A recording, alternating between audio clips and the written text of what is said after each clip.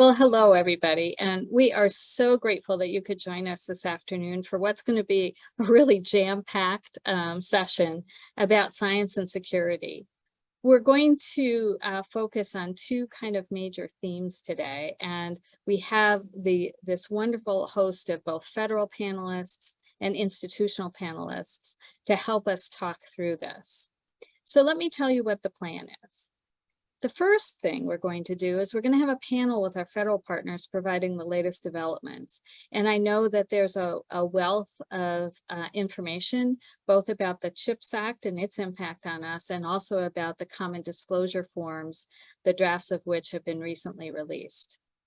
We will take then Q&A after this first part. The second part is going to be FDP members that you saw on that cover slide joining us to talk about where are we now in terms of connecting the dots. We looked at this really carefully a year ago. Many of you will remember. We went back out with a thought exchange for the entire FDP community and got an amazing response. And we're going to share the results of that thought exchange and basically talk about what's on people's minds. So you can see this here in a little bit more detail. We will have the two sections for Q&A, one after part one and one after part two. I will also say that we do have an FDP working group that is looking at the recently released common disclosure forms. And we will, of course, be cycling back with any questions that we have with Jean and Michelle on that.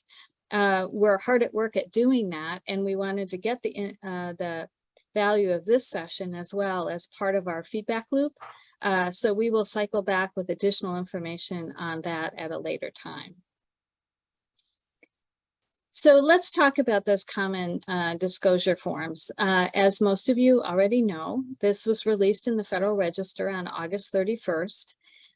It comes in 5 parts. And I've given you here links to each individual part so that you can, if you want to look at a particular one, you can go out and find it. The comment deadline for this is October 31st. And so we absolutely invite everybody that's participating today to participate in sharing their input, their comments, and their ideas, or frankly, just their happiness with the work that has already been so admirably performed by our federal partners in this space. But we want to take this opportunity to clarify any questions, issues that we might have so that Jean and Michelle and their colleagues can take that into account as they finalize the requirements for all of us. Jim, do you want to talk about connecting the dots? Thanks, Pamela. So welcome, everyone. The title of this session was Connecting the Dots 4 years later. Many of you probably remember this slide from early on when we were trying to kind of process what this whole thing was about and represent the breadth of activities that we needed to connect and report. And so I'm not going to go through the details of this, but this is kind of the graphic that we've used in many of these presentations to kind of set the groundwork for what we're talking about here today. Next slide. So Pamela mentioned did a thought exchange. Pamela and I compared the thought exchange from 2 years ago, where we had a similar question, and the thought exchange that we did today. This specific thought exchange was, what is your biggest challenge in connecting the dots now, 4 years after Dr. Collins' memo? Some of the themes are consistent, some are a bit different. The presenters are going to go through, Doug, Pam, and Susan are going to go through those in a much greater detail, but there are some consistent themes that we'll continue to talk about, and we're so happy to have our federal partners on so that they can see kind of the input and the thoughts that you all had in these discussions. Next slide. Going to go through these next slides really quickly. This is more for posterity. We had 81 individuals that submitted 62 thoughts for a total of 1,200 ratings. Most of the institutions, about 3/4 were public and about 1/4 were private. Next slide. As we look at this, as you'd expect, most of the respondents were were research administrators. We did have a handful of faculty and a handful of federal partners. And on the bottom right, you can see that about half the institutions had academic medical centers and half of them did not. Next slide. So I will pause on this just for a moment. These were the top 3 thoughts that were rated. So they were submitted by someone and then rated by the individuals that participated. The first and the third are pretty self-explanatory, and we'll talk a bit about them. I did want to say a couple of words about the middle one, the understanding the institution's obligation. I think this is something that all of us have talked about and wrestled with. And I think there's been a lot more clarification, in particular from OSTP over the last couple of months with regard to expectations in the future for policies and procedures and training and set up research security programs and so forth. And I think also in that same document, there was discussion about in the future, these types of issues would be managed, you know, from a federal perspective, based on things like harm or potential harm to the agency, things like intent of the offender, things like offender's knowledge. And this is some of the language right out of the NSPM 33 guidance that came out 6 months or so ago. And I think all of that gets to, this is a joint responsibility, right? There is clearly some faculty responsibility in being transparent on their outside activities and what they're doing that the institution doesn't have full access to, but the institutions have to make sure that through training and policies and procedures and monitoring and other types of internal control activities that we can support accurate and transparent reporting. And next slide. And I think Pamela, this is yours for introductions. Yes. Thank you. Thanks, Jim. So yeah, we are so delighted to have repeat performances from such key pivotal federal partners today. And for the 2 people and everyone in this audience who might not know, because I think these faces and names are so familiar to many of us. Rebecca Kaiser is the Chief of Research Strategy and Policy for NSF. Jean Fellman is the head of the policy office for NSF. And if I'm not mistaken, Michelle Bowles is coming up to her 10th anniversary as director of the Office for Policy for Extramural Research Administration. And all 3 kindly gave us their time today to help us understand more about CHIPS and about the common disclosure forms that are out for comment and any other topics that they want us to hear about. So with that, I'll turn it over to Rebecca.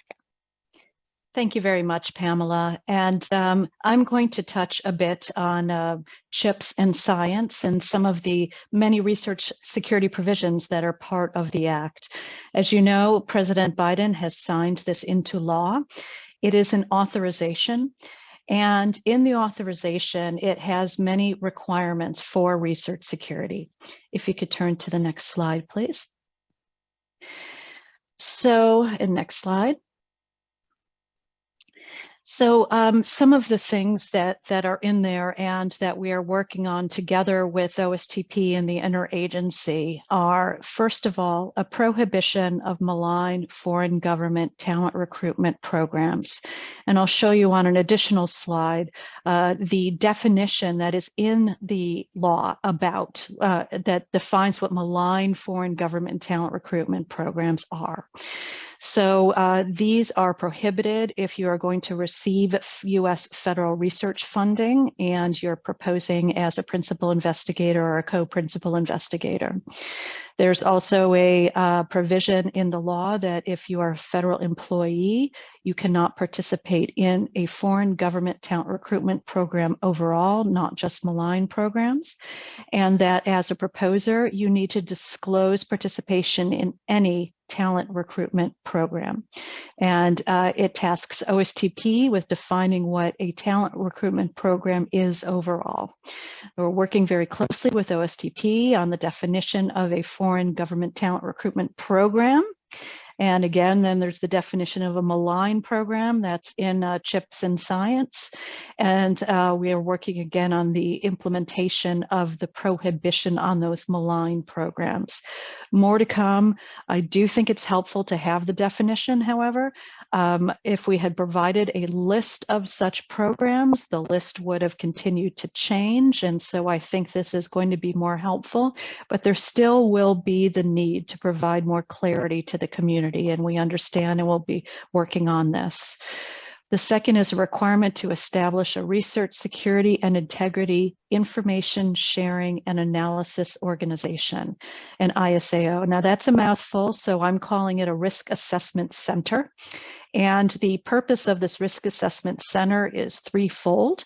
It's to provide information to the academic community on risks regarding research security and breaches to research integrity. The second is to provide tools to the research community on how to assess and address risks, as well as how to identify and promote principled positive international collaboration. And the third role is engagement. I see this as a center where we're going to have positive and real exchange and interchange between the academic community and government and the government enterprise. Now, the requirement is for this to be run by a non-governmental organization. We're in the process of determining what procurement mechanism we would use, and also determining the proposed structure of this organization to make it the most beneficial. So there'll be more to come on this. Third, there's the research security training requirement for all covered personnel. So all covered personnel who are proposing to receive federal funding will need to certify that they have taken research security training. There's also an expansion of the responsible and ethical conduct of research training requirement to include research security training and also cover all covered personnel. So we're in the process now of awarding 4 research security modules as awards to the community for them to be developed to help the community fulfill this research security training requirement. The award should be made early in the next fiscal year, so this fall, depending on when we get our appropriation.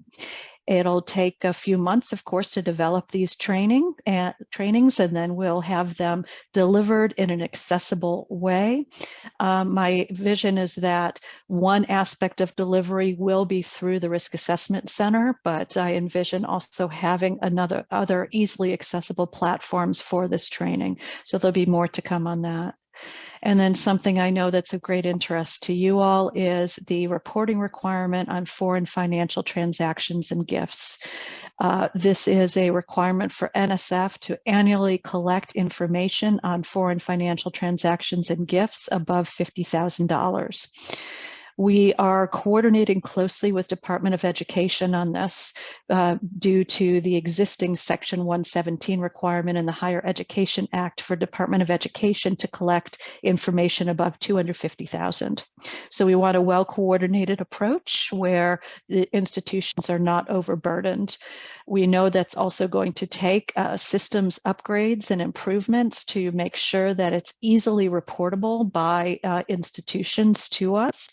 And so we're at work on that, and there'll be more to come in the near future. Next slide, please. And I wanted to just talk a little bit about this definition of malign foreign talent recruitment programs that's in CHIPS and Science. It's a program, position, or activity that requires an individual to take on the following. And I have to say this list is a list with an or. And so not everything has to be part of the requirements to fit the definition of a program. So it should require or would require unauthorized transfer of intellectual property or other non-public information, recruit trainees or researchers to enroll in such a program, establishing a lab or employment or having an appointment in a foreign country in violation of the terms and conditions of a federal research award, the inability to terminate, the fact that the arrangement presents overcapacity, overlap, or duplication, that it is mandatory to obtain research funding from the foreign government's entities, omitting not acknowledgement of the U.S. home institution or funding agency, and again, these are for U.S. employed researchers, and not disclosing program participation, conflict of interest or commitment, or sponsored by a country of concern. And a country of concern is defined as the People's Republic of China, Iran, Russia, or North Korea. So there's going to be a lot of challenge in implementing this prohibition and making sure we're clear about what programs do fit in this definition. So much more to come. And again, we're coordinating closely with the interagency and OSTP. So thank you very much on that. And I will turn it over to Jean. Thank you very much. We're going to change gears here a bit. And I am certainly doing some of the speaking, but my colleague Michelle Bowles will also be joining and providing commentary on this as well. And this section is really about the NSTC Research Security Subcommittee and the work that we have been doing in the way of disclosure requirements and standardization. And certainly we have had discussions with this, with the FDP as part of the connecting the dots in the past. But I'm delighted to say that we have some very real progress to talk about in terms of what's been accomplished so far. So for the past several months after issuance, excuse me, of NSPM 33 itself, the Research Security Subcommittee has been working to develop consistent disclosure requirements for use by senior personnel, as well as to develop proposed common disclosure forms for the biographical sketch and current and pending other support, if you will, sections of an application, and specifically devoted to grants or cooperative agreements. We made it very clear, the NDAA did also have an application of this to research contracts, but our specific efforts have been on grants or cooperative agreements.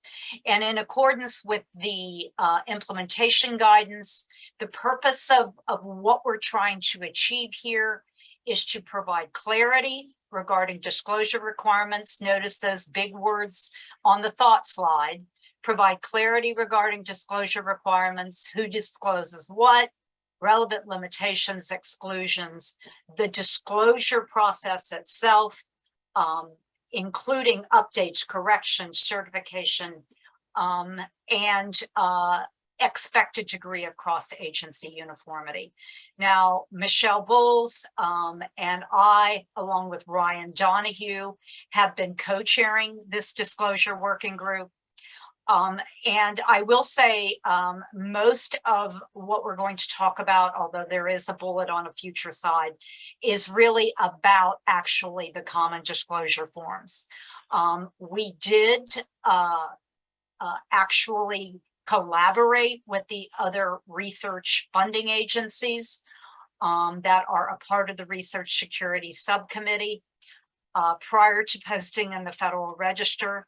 And this included resolution over 250 comments from the federal research funding agencies. I will tell you that this has been, Michelle and I have been greatly involved in the research terms and conditions, the research performance progress report.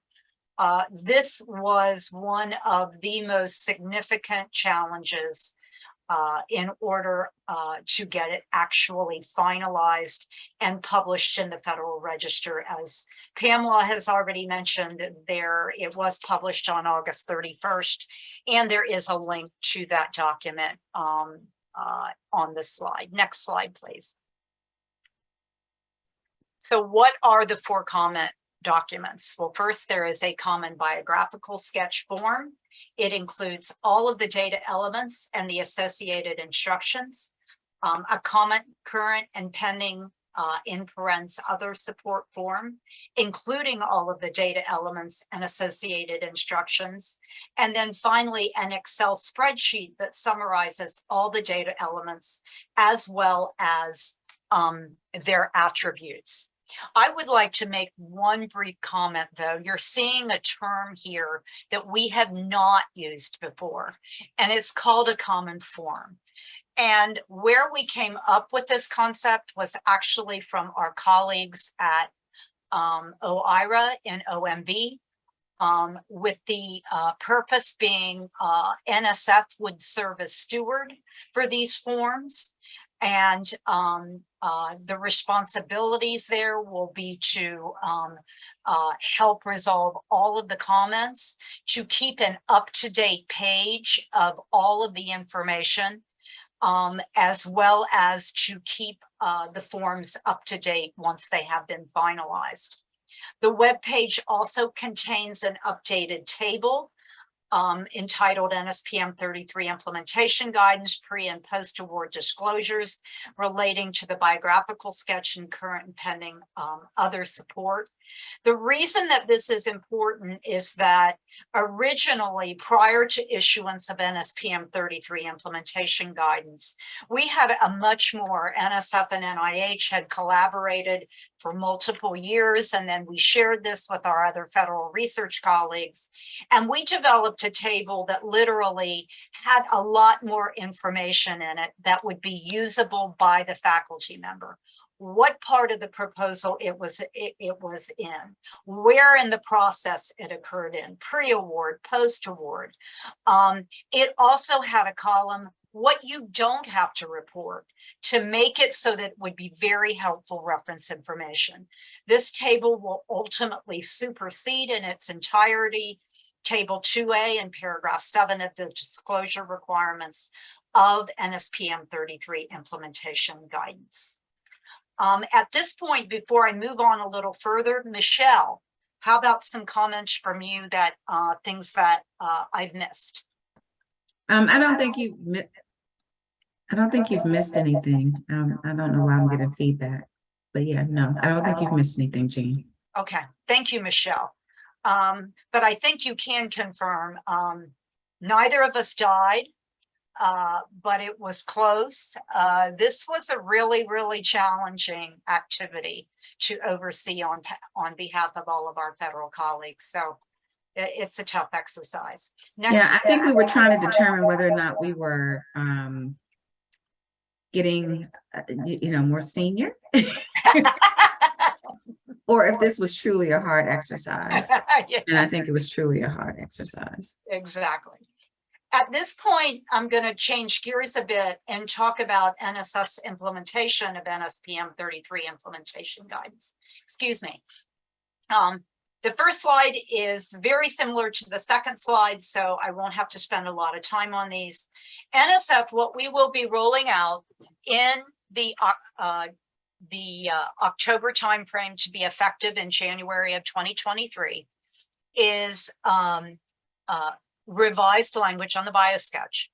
And what we did was we took the Federal Register version of the common form for the biographical sketch, and we made it as humanly possible. In fact, it is absolutely consistent with what's in the Federal Register for public comment. We do have an additional section that we continue to include on the synergistic activities.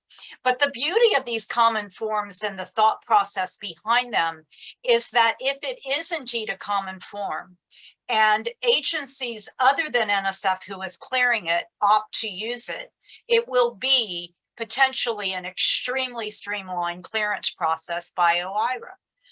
If you want to change things, if you want to add things, if you want to add additional sections, you're going to have to go through more of a clearance process with OMB. And so what is that? It's an incentive. It's an incentive to our colleagues in the other agencies to, hey, let me be as close as possible to what's in those common forms. But we do have to emphasize, we put them out for public comment. They're not due until the end of October. So because of our timing issues, there is a possibility if we do change something in the common form that there will be a variance with what's in the PAP guide, and we will have to work to address any of those variances. The forms will, of course, include the requisite certification from NDAA 21, Section 223. The information is accurate, current, and complete, and it identifies the various fraud statutes that would be violated should you not include the requisite information. One of the things we've done, the common form has a optional data element called persistent identifier. NSF has opted to specify ORCID as the persistent identifier, and we encourage senior personnel to use ORCID to help with pre-population and reduction in administrative burden. Again, use of ORCID is indeed optional. Now, the use in the beginning in January, as I mentioned at the NSF update, there will be 2 formats that you will be able to use. The NSF billable format, it also will have its content modified to ensure that it's as consistent as possible with the common form. We listened to you, though. We heard you loudly that you thought it took a little bit more time for getting folks ready to use Science CV. So we have allowed additional time for that. And use of Science CV to create the biographical sketch will not become mandatory until October 23rd, 2023. Next slide. Now, this is about the current and pending support.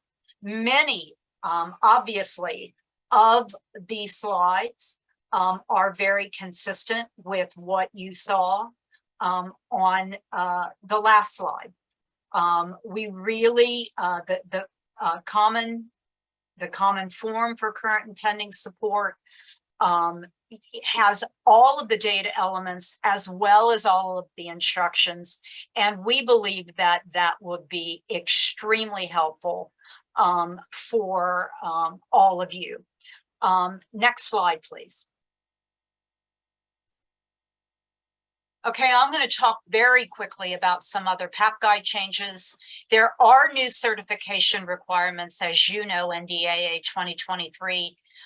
We will be including those on the fillable forms and Science CB for the PI, co-PI, faculty, other senior personnel.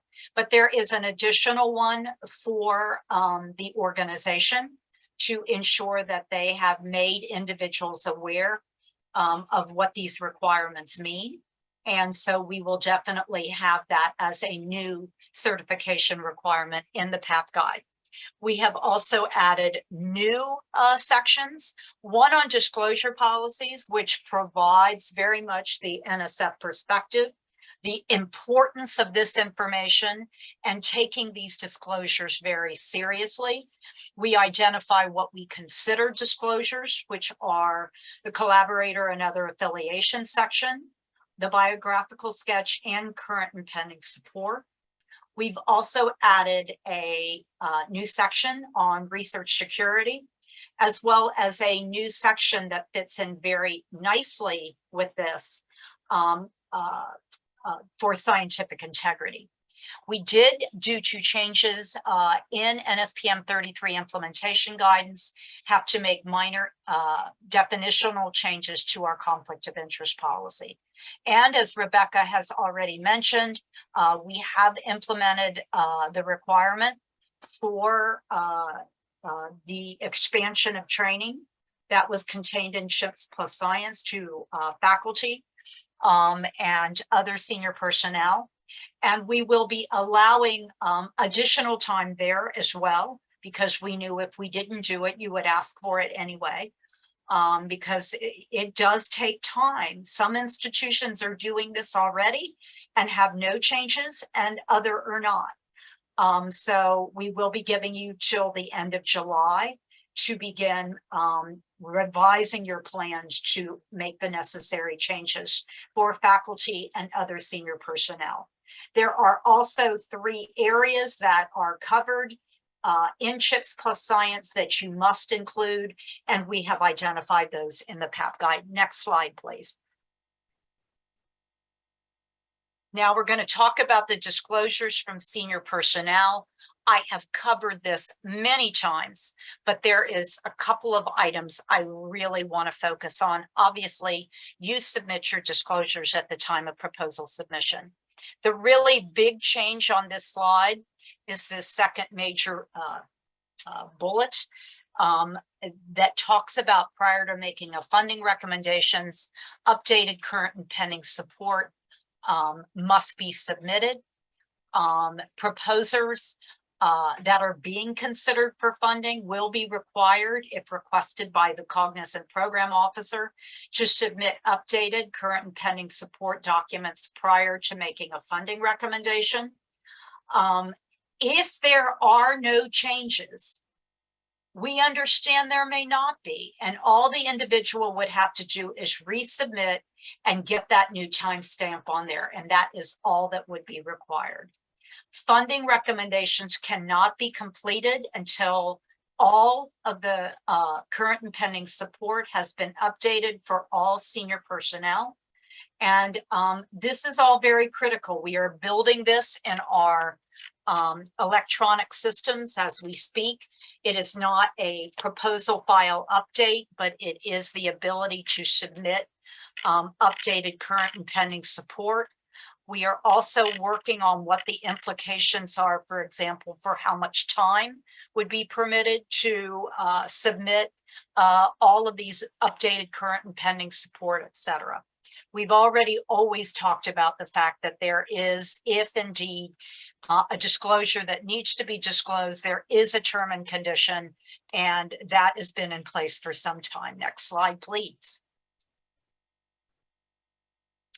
At the time of project reporting, obviously PIs and co-PIs also must specify whether new active and other support has been received in their annual and final project reports. If yes, they must attach updated, current, and pending support information. And as I have been mentioning at the last few sessions, we are and have assessed the possible use of just-in-time for current pending support for a future iteration of a PAP guide. And I hope to be able to provide you the information regarding that at a future FDP meeting. Next slide, please. Now I turn it over to Michelle Bowles. Thanks, Jane. Can everyone hear me? I'm hearing some feedback on my computer, so I was trying to fix that before I started talking. Bad? It's better than it was before, but there's still a little there. Okay. Well, I apologize. Let me try to work with this. And so NIH is in a very interesting situation where we are working, of course, to implement an SPM 33, and we believe that we have done so in phases. We also are truly trying to work to get our change requests in through OMB so that we can begin to implement some of those areas that you heard from our NSF colleague, Jean. One of the things that we want to do is we are in a bit of a quagmire that we are issuing the NIH grants policy statement, which is in draft, and we are actually developing a specific section for disclosure requirements. And we're really trying to focus on what the needs are. We, of course, are going to implement the table that we saw from OSTP's implementation of the common form. But more importantly, I think what we want to do is make sure that we give an opportunity for you all to have the public commenting period that we promised. So at this point, for the NIH grants policy statement, we are still going through our internal processes within our legal realm. And once it emerges from OGC, we will put it out for public commenting, and we will make sure that we obtain all of your feedback. As it relates to our application and application instructions, we've been promising that we will have our Forms H ready and available, of course, before and by January 25th receipt date for NIH's receipt date, that is. And in the meantime, what we've done is I've outlined kind of where we are in progress, right? Because we have so many different trains on different tracks that we're trying to make sure that they merge together in order for us to make sense of what we're doing, not create a burden for our applicants and our recipients, of course, you, and then make sure that we obtain the feedback that we need to obtain as we've promised. So I do apologize that we only have a single slide, but I do promise you that we do have other areas that are at play, and we just don't have all the information that we need to have right now because it's truly in progress. So right now what we have is OMB approval currently in progress to include the optional persistent identifier, and of course for NIH that's the ORCID ID on the biographical sketch and the other support format pages. We've added the electronic signature on the biographical sketch to align with the other support format pages. And of course, we added the certification language that was agreed to in the federal-wide research setting for the common forms, Uber forms, whatever we're calling them now, for that's currently in OMB, at OMB, or out for public commenting rather. The additional updates, of course, will be immediately post current clearance. And that will be that NIH will absolutely align all of our format pages with the OSTP common form disclosure requirements for the biographical sketch, current and pending other support. We will update our instructions to support NIH and NSF collaborations, as well as the OSTP instructions where applicable. We may have some NIH specific requirements and instructions that we have the need for based on our mission. But we have been very clear and very diligent to try not to go beyond, much beyond what the common forms will allow for. NIH does anticipate making the new forms available in January 2023. I think OMB OIRA is very busy right now because they have NSF Gene Feldman working with them. So we can't get any playtime here, even though I think we do have separate folks that are working on our forms and our instructions. But for the greater good, NIH will, of course, stand down and make sure that the common forms and the UMA forms are made available so that as we begin to implement those immediately, post some of the things that are in progress right now, we will make sure that we align with all of our federal research partners and specifically NSF, because regardless of who comes out with what first, Jean and I have done a great deal of work on trying to really set aside our own, steeped ways and making sure that we address the requirements from the broader view and the broader lenses. And we've actually had to, stand down some very legacy areas that we have in our policies and our application forms and our requirements to meet the need of the greater good. And so when we talk about how difficult it's been, it very well has been difficult. We have had, administrative streamlining efforts for many, many years. But I will tell you that this is the first that, like, you felt the pick in the side of your gut when you know that you're standing down a requirement that you've had in place for many years. And you're saying, Jean, that's right. I don't know why we do this. And so we give it up to make sure that our community doesn't, suffer at the expense of history, and we don't know why. So I'm really excited to say that as we move into our electronic versions, we will be moving into and made available in Science CV early in FY 2024. Our goal really is to, again, align NIH and NSF as partners in this area. And when we say that we really are trying to keep our word and make sure that we are providing you with an opportunity to provide us with feedback, NIH has not always done that in the way that we believe you need to have it. So we are putting our NIH grants policy statement in the Federal Register, and we will be looking at all of the feedback that is provided. It may take us a little bit to get it out and get those comments addressed, but I think it's worth it in the spirit of transparency and in the spirit of true partnership.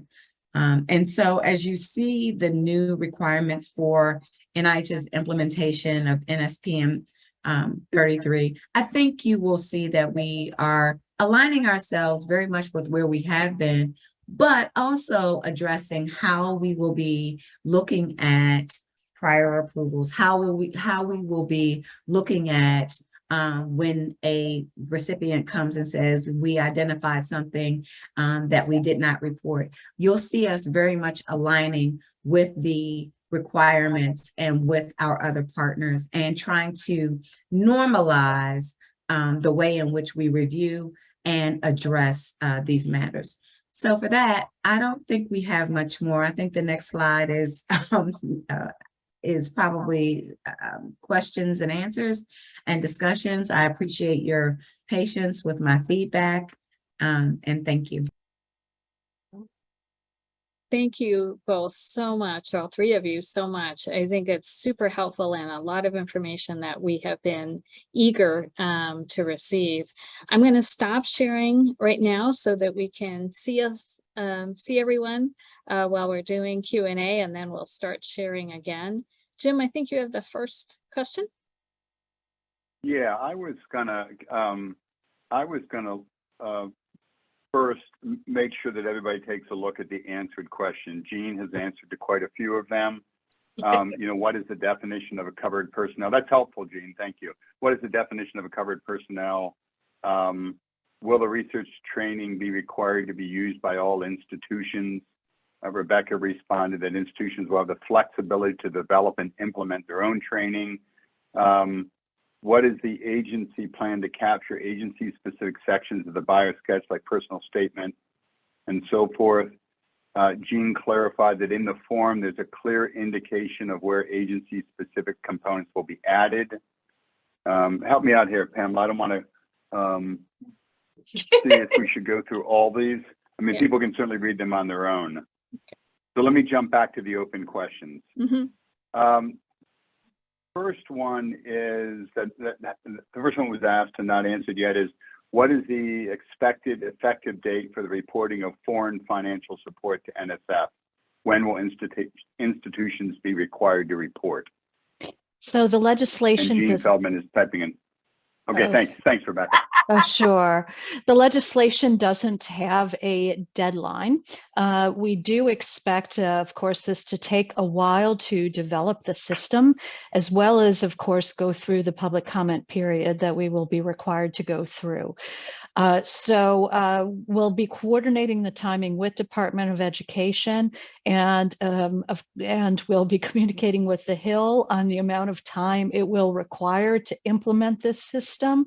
I can safely say that it will be several months at least before we will have things in place. Yeah, absolutely. Yeah. System development is including all of the input that we need from inside, outside of NSF, NSTC is just very time consuming to do it right. Yeah. Great, thank you. Pamela? I think the next question, probably Rebecca, this is for you also. When is it expected that the NSF training modules for research security will be available? So the awards that we're giving out are going to be 1-year awards, so we give out the awards in the fall.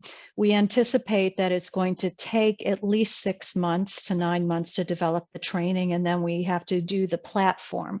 So it's going to be about 9 months to a year before the training are going to be available. I want to assure you that we're taking that into account with implementing the training requirement and the certification for that training requirement. Thank you. Jim? Great. And Michelle, it looks like you're typing an answer, but the question was NIH currently requires a specific format for other support, but not a specific form. Will the updates require the use of a specific form? If so, will that be required for use starting January 2023? Yeah, so NIH, I'm gonna type, it's bad. I don't know why.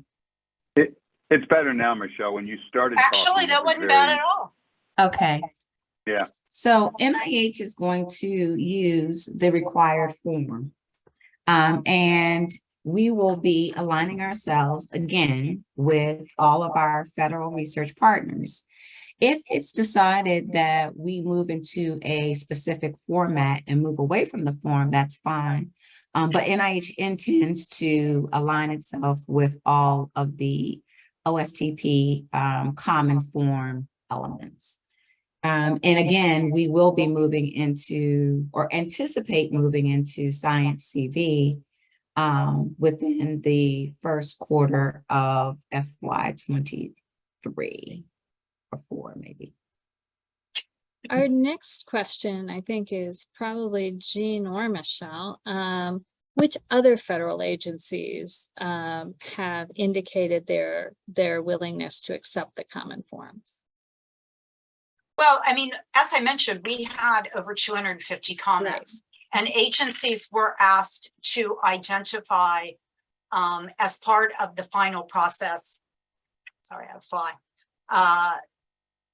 Showstoppers. And so we got, there weren't a lot of those. In fact, only one agency whose name I will not comment. But at the end of the day, every agency's, what we have found is very different in where they are in the materials available. Some of them didn't even have policy documents like a grants policy statement or a PAP guide. And so how they will work that in, it's just right now a truly impossible question. But we got very positive feedback at the end that they felt that what was ultimately developed after a resolution of all the comments would be useful. Absolutely. And Jean, I think for us,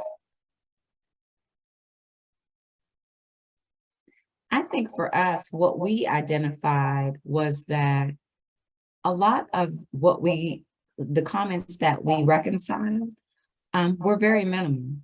And they were ones that we could address easily, except for a few that nobody would be able to address. And the beauty of what we did as well is, I think Jean and I have some skin in the game from the past, right? And so people do really believe that we will come together and figure out ways to implement areas and things that we both say are hard for us. If it's hard for us, we all have to have some skin in the game. And for the greater good, I think that that's the way we needed to go. This has been, like we said, a huge stretch for both of us.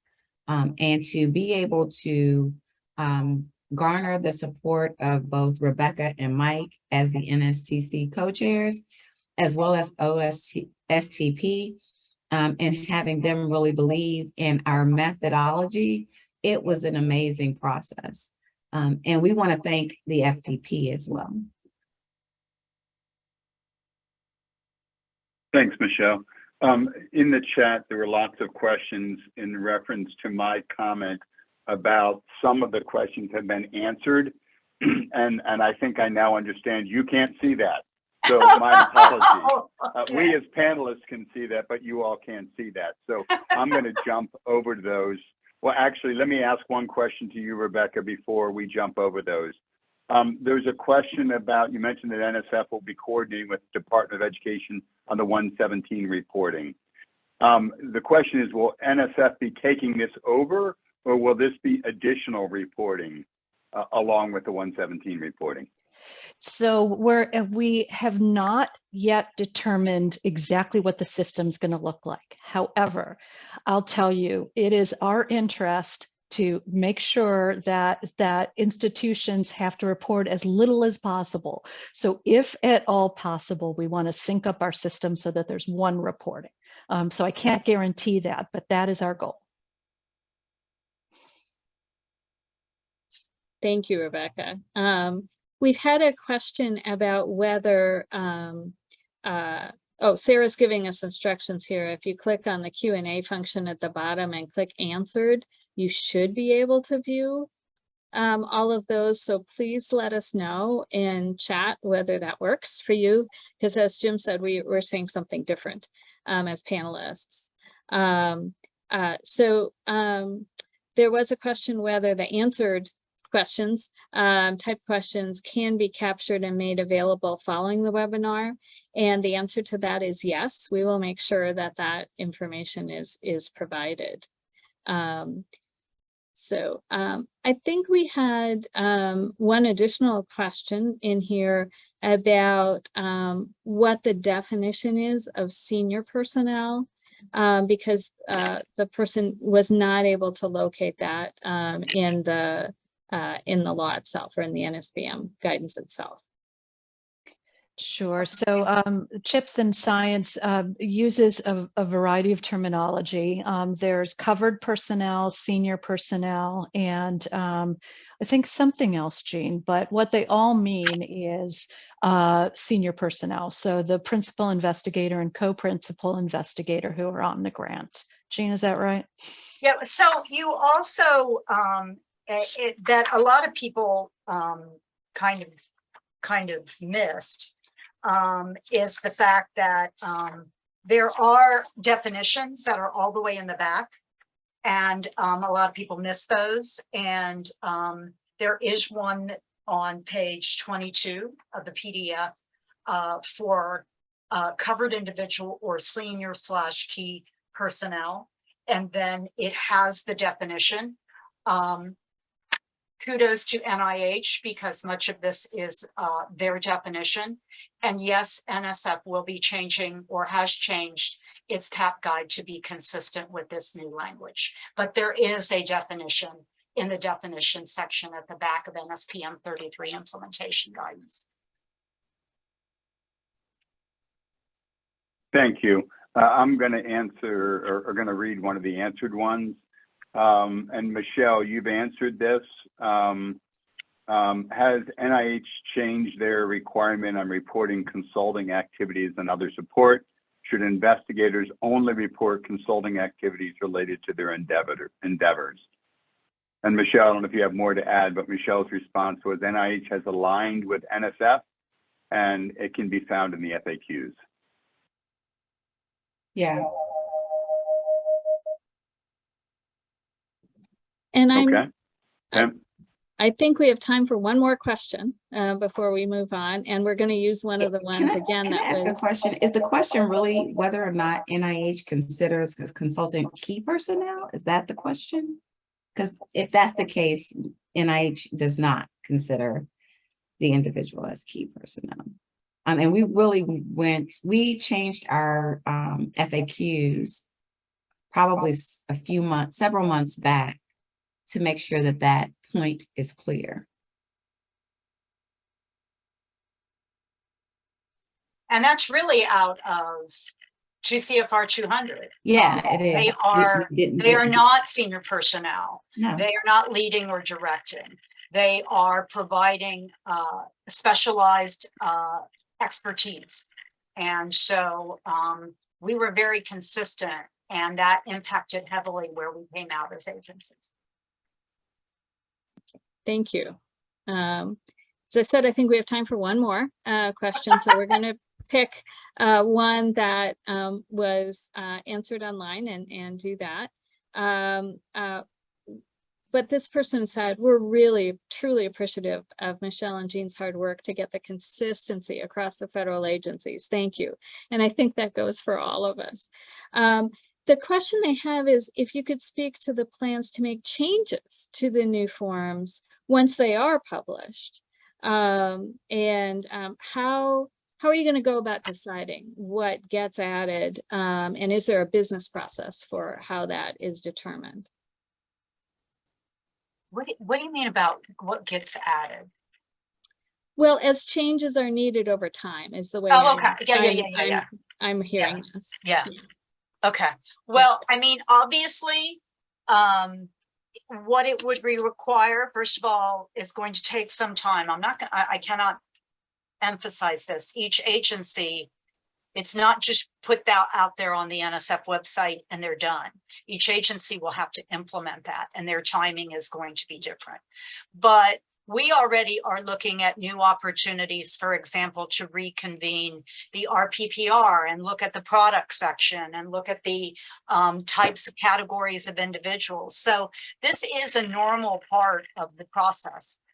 Same with the research terms and conditions and agency-specific requirements. Okay. Thank you.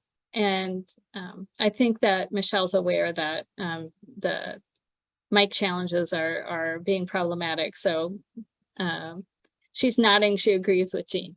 Is that right? Okay. So, all right, we're going to move on. Thank you for great answers. Again, we will try to make sure everybody gets all of the information after the session if they missed it. But we're going to go back into sharing mode and move on with our institutional panel. Yeah, thanks for that time, Michelle, Rebecca, and Jean. And we hope that you have time to listen to this next portion of the presentation. I want to thank in advance the presenters. Pamela, are you bringing it up? I'm trying to, yes. Wonderful. Okay, Yeah. great. So, the next portion of this, during the planning of this, we wanted to try to figure out what was most helpful for the attendees, but also would be helpful for Jean and Rebecca and Michelle as they consider what we're working on 4 years after Dr. Collins' memo and all the work that's been done. And so Susan, Pam, and Doug are each taking a couple of minutes to go through some of the highlights of the thought exchange, add some color commentary throughout. So I'll turn it over to you, Susan. Thank you. Thanks, Jim. And again, thanks to everybody for participating today. This is very interesting. So as Jim said, we did the thought exchange and we spent some time looking at what people were concerned about. And it must be noted that this is a snapshot in time. I think from a historical perspective, it'll be really interesting to go back, a couple years from now, like we are doing, looking back 4 years ago, to see where people have landed in terms of what they're thinking and feeling and concerns are. So we looked at the thought exchange and we came up with a set of themes that emerged for people's concerns. The first one I'm going to talk about is the issue of harmonization. And that's one that we've obviously been concerned about all along. It actually emerged as one of the big word cloud words the first time. It's less so this time. But I think we've come to appreciate that there's a more nuanced issue regarding harmonization. And that is that it's not just the harmonization among the federal agencies with each other and what they're relaying and how they're explaining the requirements and what resources they're providing. It's true that that continues to be a concern for people and mainly worry about being able to adequately help our faculty and our administration know what is being requested by whom and where it's supposed to go and when. But there's also the issue of harmonization between and among grantee institutions, especially where we're collaborating with each other. And we may not all have the same understanding of what's being required or the same ability to deal with the particular issues.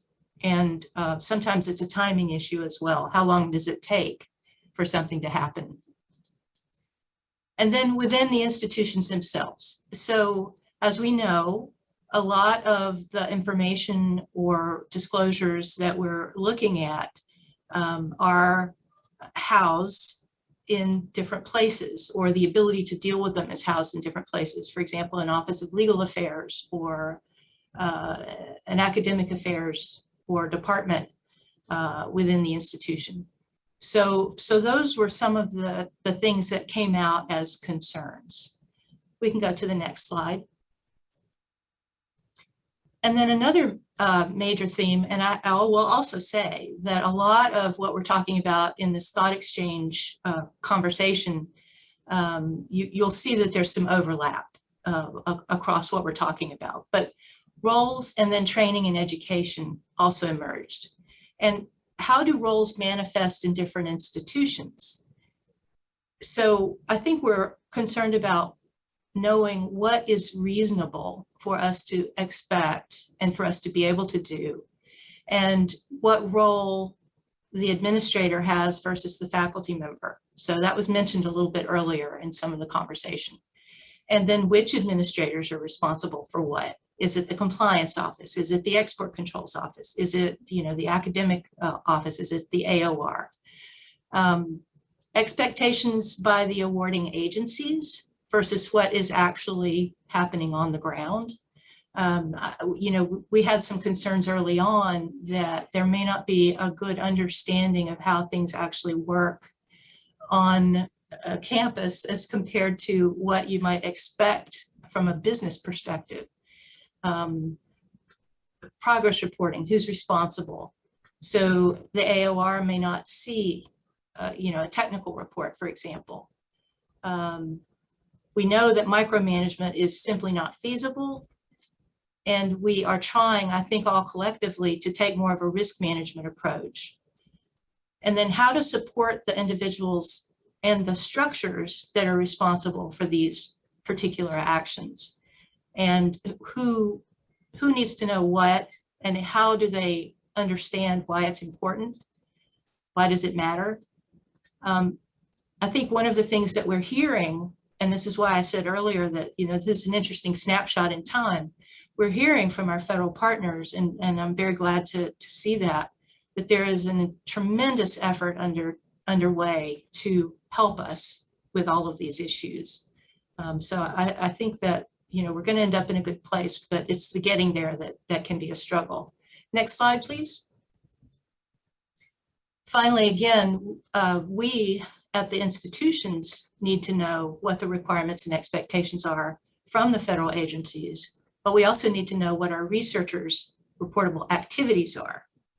And then the tools and resources on how to share the knowledge. Again, it looks like we've got some tools and resources in development that are going to be really helpful. So I'm very appreciative of that.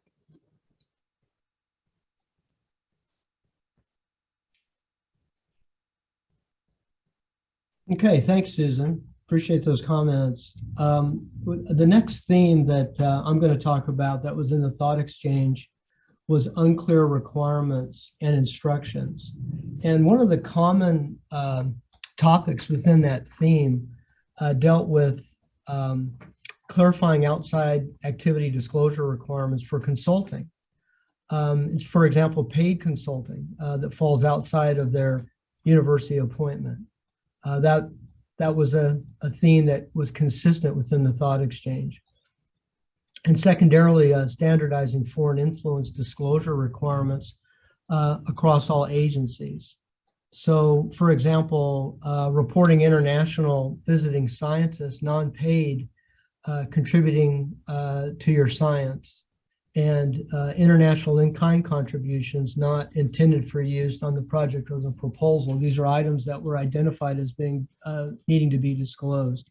So some of these things are unclear, and it came out in the thought exchange. And then also the clarification of research security program requirements. The security program requirements, it was stated again and again, were general and need clarification. And again, I want to also state what Susan has about what we heard today from our federal partners. I think it is becoming more clear. But for example, a lot of these programs from a security point of view apply when it places a person at risk. And another statement that's in there is when relevant personnel, that would be on training. So we really need to define when that's going to apply. And to narrow in on this, the foreign travel and research security training requirements in particular lack clarity is what the thought exchange said. And so, for example, international travel policies that would put a person at risk, I think those things are going to need to be completed, defined, satisfied. And secondarily, there's another area in there, just as an example, on an insider threat. An insider threat is normally related to classified contracts. And so how would that apply to fundamental research programs, just as an example? So some of these programs are going to be, the training will apply across the board, but how will it apply, and what is it that's going to need to be stated? And again, some of this was brought out by the federal partners. Also, with all the things that Susan's talked about, as well as what the thought exchange on the unclear requirements and instructions, it's really difficult to guide investigators without this clarity. We get many questions and we always want to have a good answer, but without these things being clear, it's really difficult to do that. And correspondingly, it's difficult to establish university guidelines and policies when these requirements are not clear. Next slide. So the second area in the theme was system challenges. And the common theme in there was restructuring systems and responsibilities across multiple units to ensure compliance. So, units track, distribute, and store data for different purposes, and all of the fields are not the same. And we need system harmonization. And when you do that, it's extremely time consuming to change that. And it's very expensive to change that. All the coding's been set up. All of the activities that are related to those particular units are already set up. So from our perspective at my university, that was hundreds of thousands of dollars to make those changes. So in order to retrieve information out of the systems that we have that are not harmonized, we're going to see investigators at my institution anyway, they're going to rely on administrators to manually provide timely data from multiple systems to meet these disclosure requirements. And I think that's going to be an added burden.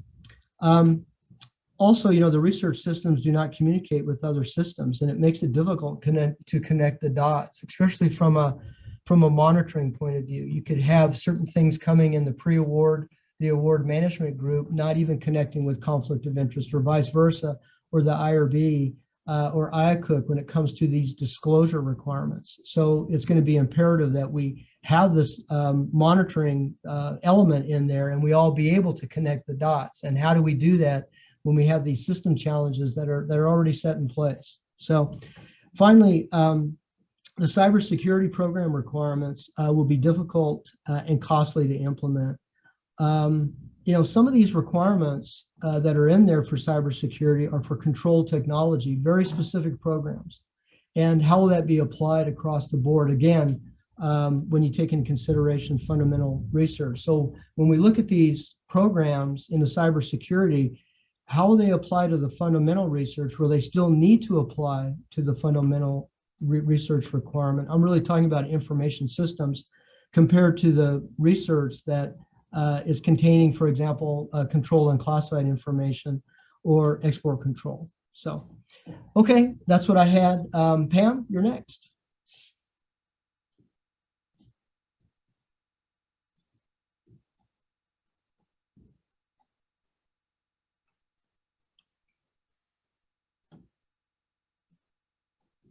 Hey, Pam, your mic's not on. first time I've used Zoom this year. Sorry about that. Anyway, I'll start again. Thanks, Doug. I agree with what Susan said earlier about we're going to see common themes that go through each of our sections. When I think about institutional obligations, obviously the institutions, we have an obligation to help answer the questions that Doug and Susan have been talking about, providing training, clarifying roles. So I'm going to be talking more about what's the institutional obligation to verify the accuracy of our faculty disclosures. For years and years, we've relied on the integrity and the word of our faculty. We haven't questioned them. We assume that they're disclosing as required. But it's very difficult for the university now to be responsible for so many of their activities that are out of our line of sight, out of our control. One example that we have is a contract that has a term and condition where we need to report monthly on the activities of our PI outside of the institution. And the only way we can do that is rely on meeting with this faculty regularly and assuming that he is being as accurate as he can be. Certainly we believe that he will be truthful, but it's a lot to report and something could be lost in translation. We are hoping that the inclusion of the faculty signing the other support will help bring this forth to our faculty. They'll understand the importance of full disclosure. And I also noted earlier in the conversation, I think it was Michelle talking about actually putting the signature as well on the bio sketch. But so that's still a question for us that we're struggling with all the time of how much do we need to do. Also, disclosures are normally after the fact. We are spending a lot of time trying to get people ahead of going into a relationship with another entity to come talk to us and we can evaluate their relationship. We have a website that they can actually put their contracts through, but we would love to know if the agencies have tools that can assist us with this. We do know that sometimes agencies have access to information that we don't, and if we could either learn how to get that information or if they would share that, that would be incredibly helpful to us. And another conversation we have is how far are we expected to go? So we have our disclosures. As I said earlier, we trust our faculty, but are there things where we should be reviewing emails? And obviously, if we have a concern, we might do this, but should we be doing more regular reviewing of emails, freezing of emails, bringing in outside counsel? Certainly as universities, we're not really set up to be an investigative body. And we do have an obligation to communicate with our faculty about communicating the requirements and also the risks, but it sometimes can be hard to get their attention while they're also focusing on that we're just increasing burden to them. We can go to the next slide. So again, the processes need to be scaled up. So as we talked about and Susan and Doug talked about, training and roles and systems, we have to determine who needs to be trained, when should it happen. I think sometimes if you train too early in a process, they may not remember it. So is it early and often? And what are the resources and funding that we need? We really need commitment from senior leadership at our universities and institutions. We also need a commitment, not just in dollars, but also helping to make difficult decisions, whether that's mandatory training or other types of outreach to the faculty. We can go to the next one. And the final issue that still remains, certainly across many institutions, is the concern of faculty about discrimination. They continue to be concerned that Asian faculty and Asian students are not trusted. They believe that we are discouraging work with China or other Asian institutions. And the lack of clarity and precision absolutely can add to this perception. There are broad statements from across the government, not just our funding agencies, that add to the confusion. And we need to make sure that we can find a way to clarify that the actions of PRC are different than individuals of Chinese heritage. And also certainly at our institution, faculty really expect our institutions to defend them and speak out against discrimination, which I think we all do, but in some cases, the faculty may not perceive that it's enough. And also, certainly I've heard this in some of our town halls with our faculty, that they're already seeing an increase in anti-Asian hate crimes. And so it's not just that they're feeling this way at work, they're feeling this way in their outside lives as well. And it's really just overwhelming for them. So I think anything we can do to really get the word out and to support our faculty is very important. I think that's my last slide. And we can go back to Jim or Pamela.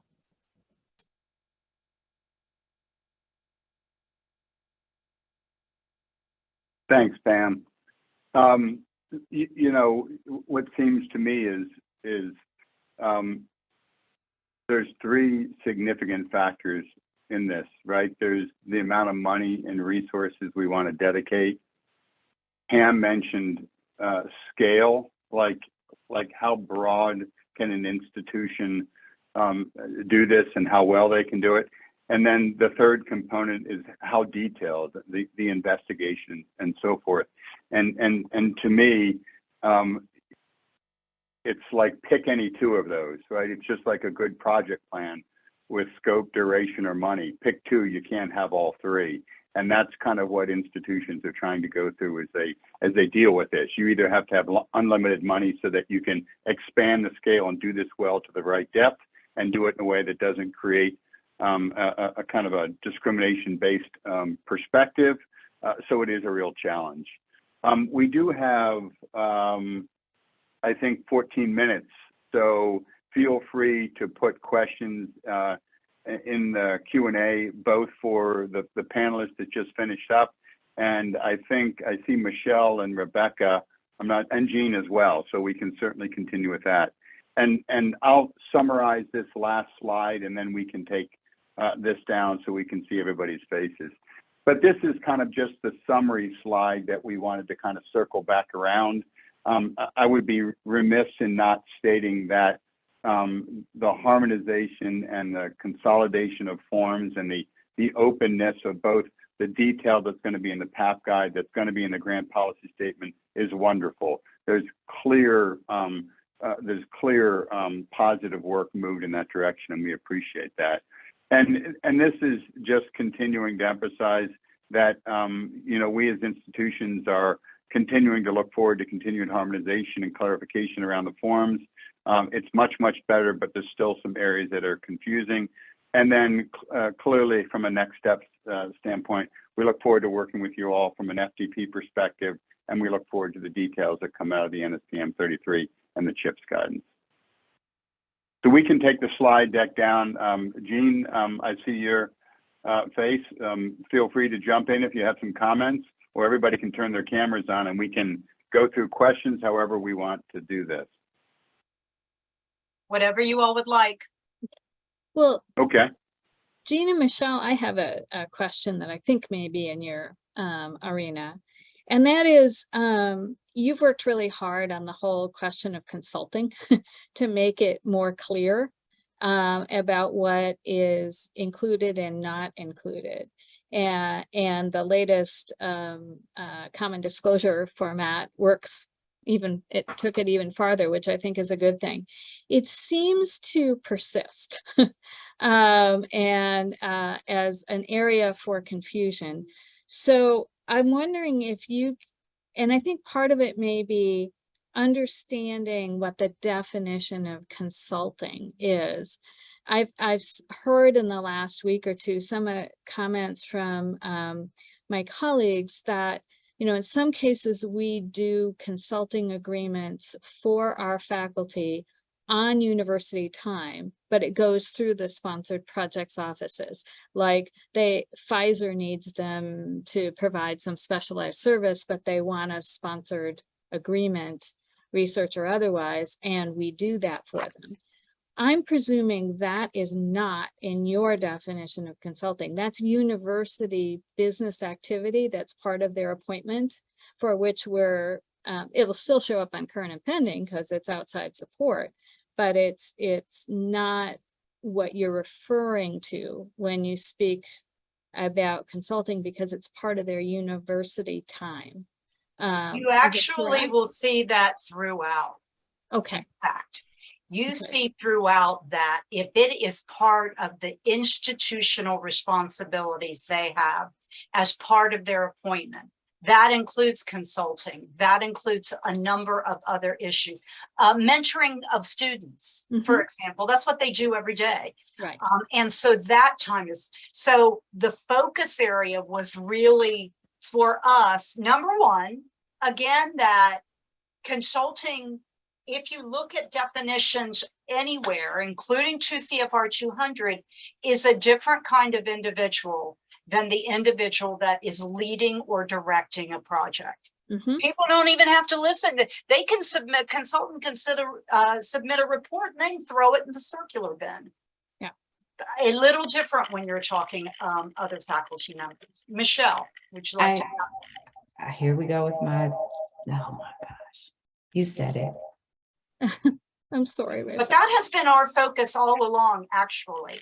And we have tried over time to fine tune it and clarify it, but we've never gotten away from the basics that the whole concept, the whole reporting structure really was and remains around the faculty appointment and what they're doing within it versus outside it.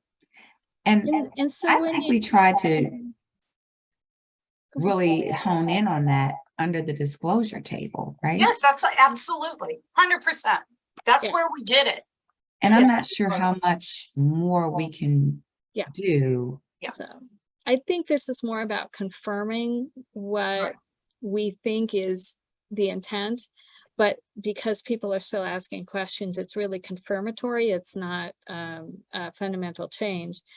I think we are hearing you say clearly on that table that if your institution allows you to consult for X number of days, a month, a year, whatever, and you follow your institution's consulting rules, approval processes, amount, types, whatever that institutional outside activity policy is, that does not need to be disclosed. That's correct. If it doesn't follow the Yes. universities, or the, I should say grantees, the policy, then it must be disclosed because it's not consistent with your institutional policy. Let me also emphasize there's a really important point here because I heard it last week. Okay. I heard from another federal agency that they require X. And so that must mean NSF is changing everything and doing the same thing. Look, as you've noted, the harmonization isn't quite there yet. We're making great strides. We're putting common forms out. We've got the table out, but there's still a long way between that and every single agency implementing and following the same set of guidance. We're trying. Yes. We're trying, and I think it really does come down. So.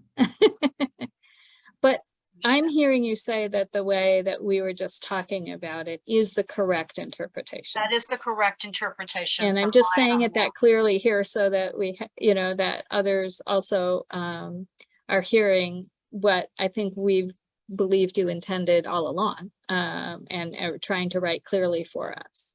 So, okay. And that's why it's considered a professional service under 2 CFR 200. It's a service. Yep. So, Jim, did we get more questions? Yeah, well, we have one that was in the answered section, and Jean, you responded to this, but I'll read the question. Under the new disclosure process, will institutions be required to attach any foreign, current, and pending other support contracts or documents? And your response was see page 6, number 11 of the NSPM 33 implementation guidance. Yes. So correct? Yeah, that is absolutely correct. And so you will see some agencies that will be using their offices of the Inspector General when that information is needed. Other agencies will collect it. So it is going to vary depending on your processes. And so, I mean, NSF is not requiring those contracts. Michelle, I believe. NIH is, and I figured Yes. out what my problem was. I was logged into both the Michelle, at the end of the presentation. she's brilliant at grants, folks. If we had to Maybe. pick one, we're glad. Yeah, exactly. I think. Yeah, no, I had to look to see which one. Right. Okay, so. Jim, are there other questions? For Jean, and Jean, again, you answered this. Will program officials be providing additional time for submission of updated current and pending support? We regularly receive requests for documentation at the award stage within a week or so of the request. So we're talking a lot about that right now as we build our system, and talking to program officers. This also gets really challenging for NSF because many program officers and it's basically by directorate and division have always requested updated current and pending support and had a process, and they typically allowed a week, 2 weeks. Other directorates never requested this unless there was so point number one is we're trying to standardize that across to NSF so that it is the same time frame. And the second point to be made by that is that there will be flexibility built into this system if there's something that comes up that, it can't be provided. And trust me, I already know the kind of freaked out phone calls NSF gets under this kind of situation. So we are trying to ensure both in what NSF delivers to you. And also making it easier for our program staff who said, wait a minute, this is, you keep talking about administrative burden outside. Well, this is administrative burden. And we are trying to address that as well in development of the system.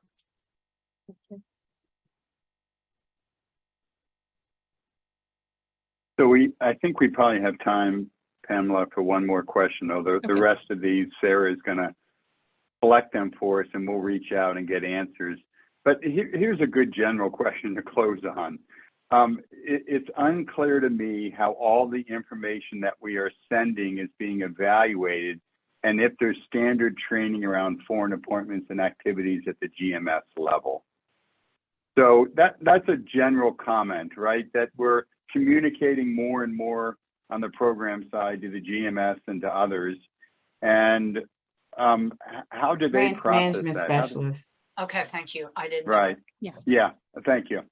Yeah, so any thoughts on that, Michelle or anybody? I mean. So I will say that internally, Opera is putting together a training for all of our grants management specialists and program officials for what the expectation is in terms of looking at the contracts, in terms of calculating effort. I think what we are identifying is things really hasn't changed, but for some reason, in some people's minds, it has. And we want to reiterate the fact that calculating effort is the same. And looking at the contracts is the responsibility of the program official to make sure that there's no scientific overlap. And the overlap and the overcommitment are two different areas. And making sure that those are very clear, budgetary, scientific, and overcommitment. And the other piece I think that we are trying to do is we're trying to develop a system solution where, if a PI has multiple projects across the enterprise or with 3 to 4 different institutes, that the information is placed into the system and that, the grants management specialist from NCI isn't calling the, AOR, and then the grants management specialist from, Allergy Institute isn't calling the AOR for the same PI for the same information, but that we house it in a central place and be able to share that data across the enterprise. So those are things that we are looking at, but we're really trying to because we've heard a lot of concerns, at least within NIH, and I'm just going to divulge this because I think it's important for you all to know that we're aware that this is a work in progress. We've heard a lot of concerns about certain ICs asking for additional information that goes above and beyond the requirements, in the NSPM, as well as in the current NIH grants policy statement. And so what we're doing is trying to educate our grants management officials and program officials on these are the things that you ask for. Now, we're not saying that you can't ask for additional information in accordance with the regulations, right? You can ask for additional information when you are concerned about a thing, but to make that a standard practice that you're consistently going beyond what the requirements are that we've communicated to our recipients and to the public, that then is something that we want to kind of tailor and stop. So we are looking at, we're waiting to set the record straight. October 1, where we'll be doing a presentation to our Grants Management Advisory Committee, which is a committee of all of the institutes and centers, chief grants management operations officers, talking to them about what the requirements are, talking to them about, this is still how we calculate effort, talking to them about participating on the Trans NIH work group that will allow us to develop a system solution so that they can be a part of it. Making sure they understand that everything doesn't require additional information. And when that becomes the norm, now you're going beyond what was approved by OIRA for us. So I think and then as we, of course, move into implementing or issuing the NIH grants policy statement FY23 and making sure that folks understand, we're going to be training on that too. Training on the application instructions and making sure that folks understand what those common core principles are, the common form, and making sure that folks are just at least addressing and acknowledging that there has been a change and that we need for them to ask for what we told the public we would ask for and nothing more. And that doesn't prohibit them from asking for additional information when needed, but not on a consistent basis. And we've heard that a lot. So that's the spill for NIH. Michelle, that's super useful. Thank you. Jean or Rebecca, do you have any final comments as we close out today? I just wanted to say one thing. I know there was feedback that more guidance is needed on the research security program requirements. That is in work. So the NSTC committee is coordinating on that additional guidance. And so that should be out in the near future. Thank you. Jean? Just that I hope this was helpful. We do look forward to receiving any further feedback on the common forms that are out there. And we enjoy participating in these sessions and hope they continue. There's a lot to accomplish yet. There is, but you've made what has to be accomplished somewhat less from all of the hard work that you guys have put into doing this. I cannot imagine the burden of trying to work through 250 disparate comments from your peer. Right, and some of them, as Michelle said, were very easy, but some of them required thinking. It required an understanding that it was clear some agencies don't really talk internally sometimes to one another. So we had those issues to deal with. It was a challenge. I will not. Yeah. And they wanted me and Jean to write their policies. Yeah, poor. we got our own work to do. Well, I will say though that it, not only did we go through all of these comments, but then after that, Jean, NSF, the dream team there took on a whole nother level of responsibility of clearing these forms through OIRA. And for that, I'm telling you, we all at the federal level are so grateful to Jean and Rebecca and the NSF dream team. So thank you, and thank you, because that was a lot of work. And I didn't hear from Jean for a while. Yeah. So I know she was. Thanks to Suzanne Plimpton and Samantha Hunter, who spent a lot of time on it with me. So. Okay.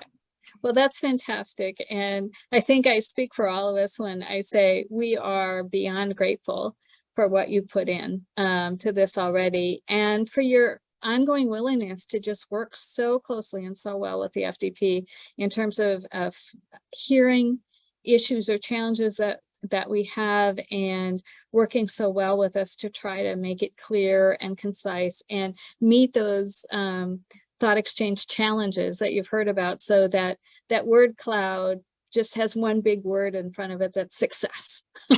Oh, God. I That's don't know okay. that we'll ever get there, but, Well, we'll try, right? but success will be at least a bigger word on that table. Yes, yeah, fair enough. Thank you all so much for participating in this. You've been fantastic. I think we can all say that this was very valuable for us, and we look forward to continuing the dialogue. Thank you.